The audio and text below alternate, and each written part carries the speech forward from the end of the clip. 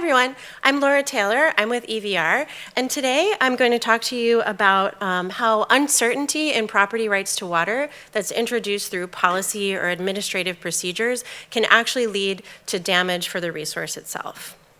So the context for this study is the very dry American West and Native Americans' legally recognized rights to water that have been judicially recognized but not practically implemented or enforced.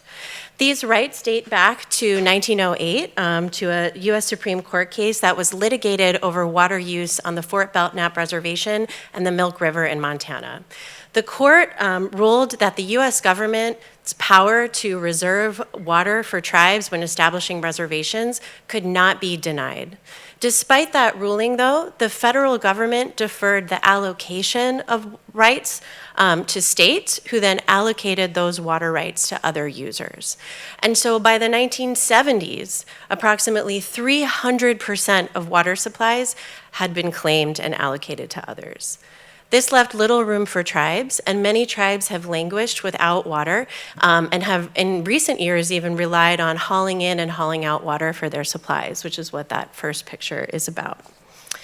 By the 1980s and 90s, the federal government finally started to develop policies, official procedures that would allow tribes to either litigate or negotiate to have their water rights enforced.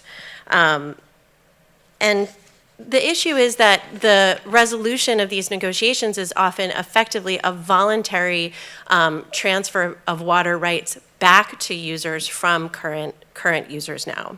So the process can be very difficult, very strategic, take a long time, decades if ever, to resolve, and introduces uncertainty for water users in the interim. So my question is, does engaging with this procedure have measurable impacts on the resource itself?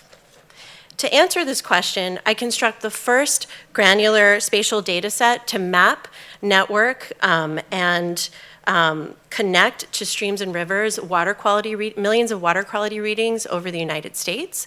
I then link this to negotiation timing for American Indian tribes and reservation boundaries and tag whether these readings are upstream, on, or downstream of reservations. I then connect this information spatially to economic, environmental, and demographic observable data to assess whether water quality changes before, during, or after these negotiations.